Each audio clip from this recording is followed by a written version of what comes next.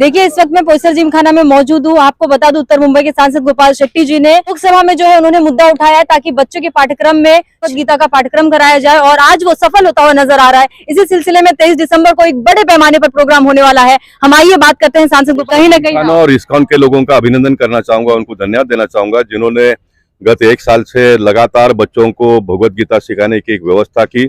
और एक member of parliament के नाते मैंने पार्लियामेंट में इस बात को उठाया और सरकार ने इस बात को माना। और एनसीईआरटी एक हमारी कमेटी है, वो कमेटी के पास इस प्रस्ताव को भेजा और एनसीईआरटी के सातों मेंबर ने इस प्रस्ताव को एक मत से पारित करते हुए आने वाले दिनों में स्कूली पाठ्यक्रम में रामायण और भगवद गीता सिखाई जाएगी, ये उन्होंने मानकर केंद्र सरकार के पास भेजा है। मुझे पूरा विश्वास है कि मोदी जी इसको आने वाले दिनों में इम्प्लीमेंट करेंगे। लेकिन सरकार का काम करते रहेगी, हमने भी कुछ न कुछ काम करना चाहिए। इसलिए इस्कॉन के साथ में हमने जो बच्चों को भगवद गीता पढ़ाना प्रारंभ किया है, उसको हम आने वाले दिनों में भी कंटिन्यू रखेंगे। ये मैसेज बड़े लोगों के दिलो दिमाग में भी आए, इसलिए 23 दिसंबर को गीता जयंती है। गीता जयंती का कार्यक्रम बड़े पैमाने पे यहाँ पर आयोजन होने वाला है, तो उसमें सभी को मैं निमंत्रित करता हूँ कि आप भी आइए। यह हम हमारे बच्चों को संस्कार देने का एक कार्यक्रम कर रहे हैं। पैसा रुपया बहुत सारे लोग कमाएंगे, लेकिन कमाया हुआ पैसा वही बचा पाएंगे जिनके पास संस्कार होगा भगवद गीता का और रामायण का। वही बच्चे माँ बाप का सम्मान करेंगे जिनको रामायण और भगवद गीता की ज्ञान जिस बच्चों को प्राप्त होगी, वही अपने माँ बाप का सम्मान करेंगे, समाज का सम्मान करेंगे, देश का सम्मान करेंगे।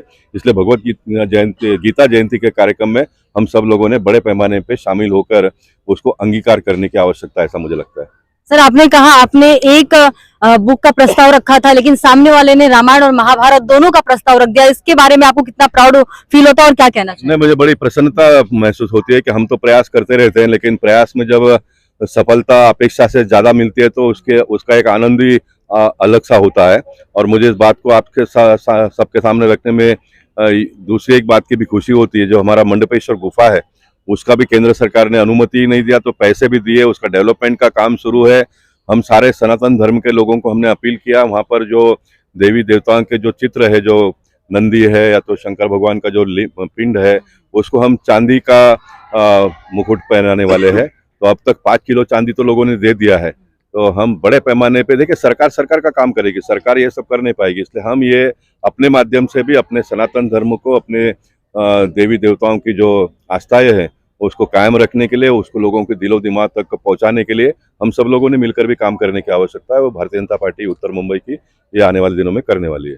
मुद्दा आज तक किसी ने नहीं उठाया था, वो मुद्दा आज सांसद गोपाल शेट्टी जी ने उठाया, और लगातार उनके प्रयास से उन्होंने केंद्र को, उन्होंने राज्य को, हर एक मंत्री को उन्होंने लेटर दिया, और यही परिणाम है कि आज वो कहीं ना कहीं सफल होता हुआ नजर आ रहा है। और यही वजह है कि 23 दिसंबर को आने वाले समय में पोईसर जिमखाना में इस कार्यक्रम को लेकर बड़ा आयोजन होने वाला है, जहां पर ज्यादा बड़े से बड़े पैमाने में लोग यहाँ पर जुटेंगे। तो आपको भी आमंत्रित किया जाता है, आप अपने परिवार के साथ 23 दिसंबर को पोईसर जिमखाना में जरूर मौजूद होइए और इस कार्यक्रम का लाभ लीजिए। Thank you.